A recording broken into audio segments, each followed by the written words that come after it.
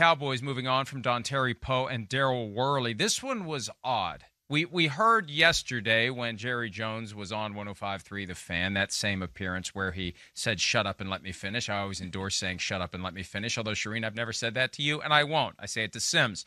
But not just Everson Griffin, but also Dontari Poe and Daryl Worley were mentioned as potential trade candidates. It came out earlier today that if the two aren't traded today, they'll be cut. They're now cut. The Cowboys move on. Here's what I don't understand, Charean. Maybe you can help me understand this. Poe's base salary, the balance of it, as a practical matter, it's guaranteed. He can take termination pay and walk away with all of it. Same thing for Worley. Both are vested veterans. They can walk away with their full pay, go play for someone else, and double dip. So what are the Cowboys really doing here by getting rid of guys they're going to have to pay anyway? The only thing I can think is they're sending a message, Mike. These are two guys that have played over the 50% of the defensive snaps as well. And I know they haven't produced at a high level, but think about what the GM did in the offseason. And of course, we know the GM is Jerry Jones. Gerald McCoy, Dontari Poe were your two big signings at defensive tackle. Clinton Dix is safety. He never made it to the season. Andy Dalton, who now is hurt, but okay. Daryl Worley, now gone. So they've made all these offseason acquisitions that just haven't worked out. And now you see maybe why the Cowboys weren't in the free agency market for so long, dating back to when they signed Brandon Carr. That's really the last time they had gotten into the free agency market in a big way like they did this year, signing a bunch of name-type guys. And none of them have worked out, particularly for the Cowboys. I guess Dalton's going to come back at some point and be your starting quarterback. They're going to sign Cooper Rush now to the practice squad to be probably the third or fourth quarterback or whatever they have now, with Ben DiNucci as probably the starter this weekend. But this season has not gone the way the Cowboys thought it would go. And now they're moving on with players. And I would venture to guess that these aren't going to be the last moves that the Cowboys make.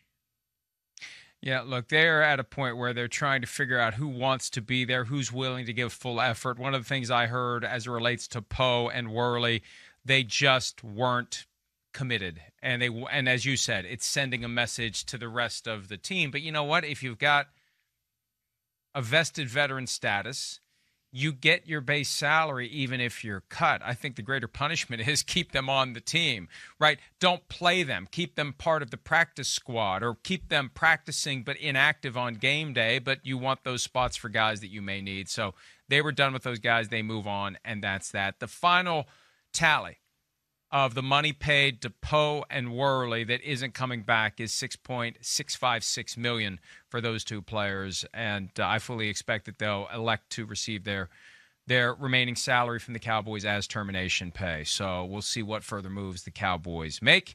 And, Charean, we didn't talk about this yesterday. Sims and I tripped over this today. I really think someone should call and offer something for Amari Cooper because the Cowboys have plenty of receivers.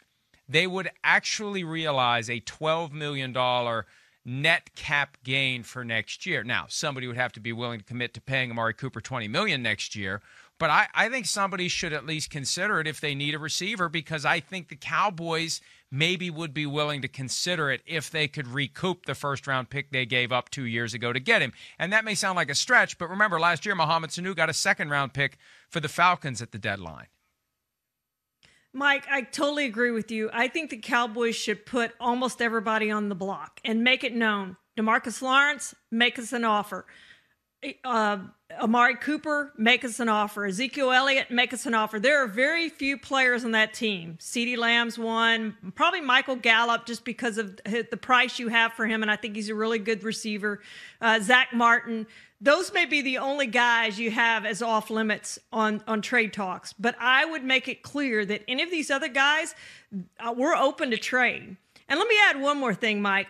I'm curious, and I've thought a lot about this. I want the Cowboys to end up with the number 1 draft pick because I want them to be in a situation. They don't have a quarterback for next year, right?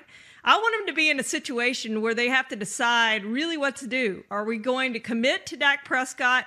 Or are we going to roll the dice and go get Trevor Lawrence and he's going to be our quarterback for the future? I don't see many wins left on this schedule for them. I'm not sure they can beat the Giants. I'm not sure they can beat Washington. There's just Cincinnati. I don't think they're going to beat Cincinnati. I just don't see many wins left on this. I think they're going to have a top 5 pick, and I think it's a very real possibility that they're going to start looking at quarterbacks or have to start looking at quarterbacks. But it's going to be an interesting thing, don't you think, if they end up with a top 5 pick? You know, we went through the rest of the schedule game by game earlier today, and we concluded 3-13 at the very best for the Cowboys, being charitable with giving them a win like over Washington on Thanksgiving or the Giants. And chances are the Giants would blow it because then they would blow the first overall pick like they blew the second overall pick last year. But, yeah, and here's the thing.